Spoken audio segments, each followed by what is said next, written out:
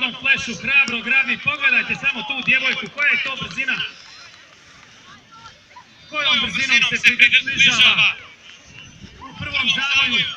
Milica prolazi.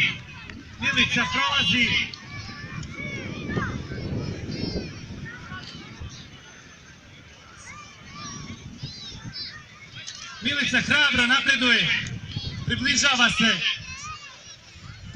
se Gordon Flashu. Na trećoj poziciji je vrlo mirna, završna linija.